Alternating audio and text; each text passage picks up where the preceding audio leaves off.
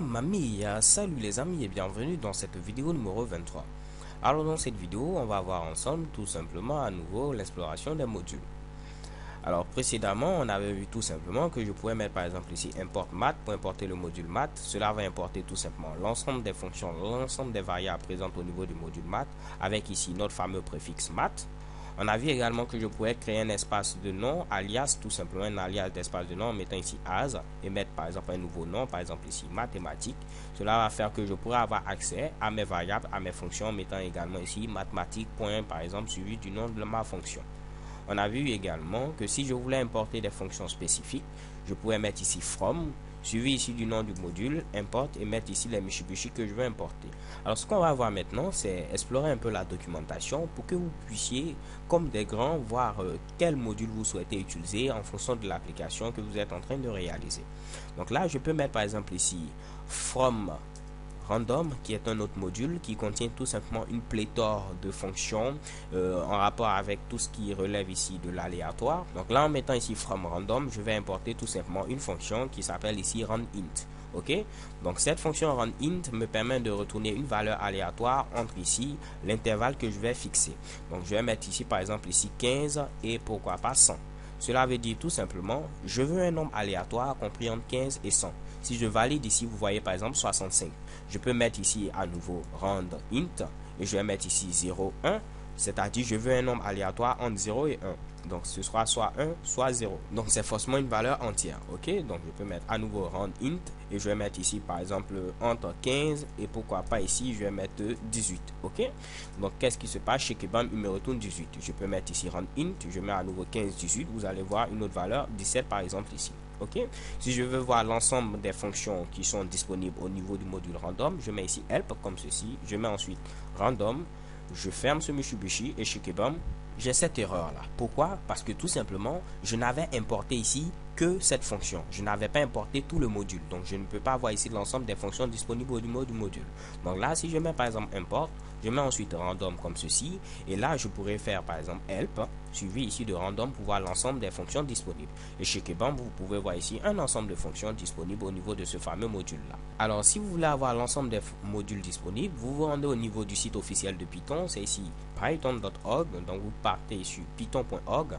Vous allez venir ici au niveau de documentation. Ok, donc je clique sur documentation. Et là, vous allez choisir ici library reference pour avoir ici tout simplement toute la documentation en rapport avec nos différentes librairies, nos différents modules. Donc je clique ici sur ce Mitsubishi et comme vous pouvez le voir, ma connexion est un peu lente, mais là vous allez voir ici déjà quelques petits modules.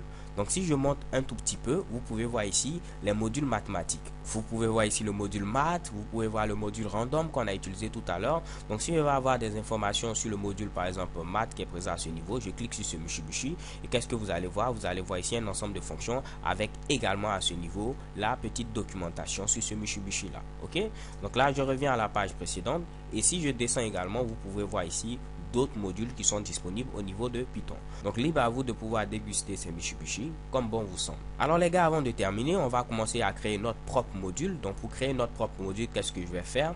Je vais faire ici File, New Window pour créer un nouveau fichier. Et au niveau de ce fichier, je vais mettre tout simplement une petite spécification dès le départ. Donc je vais mettre ici module permettant d'effectuer les 4 opérations. Donc je vais l'écrire en chiffres rapidement. Les 4 opérations arithmétiques de base.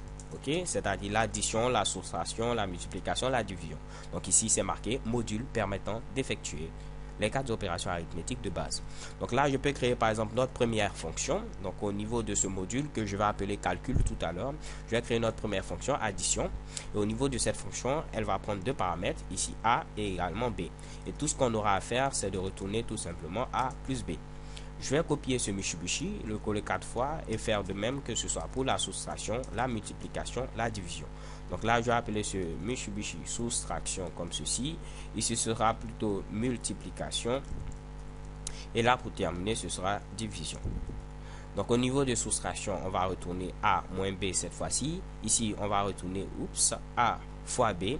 Et pour la division, il faudra faire un petit check ici à ce niveau. Il faudra vérifier est-ce que B est différent de 0.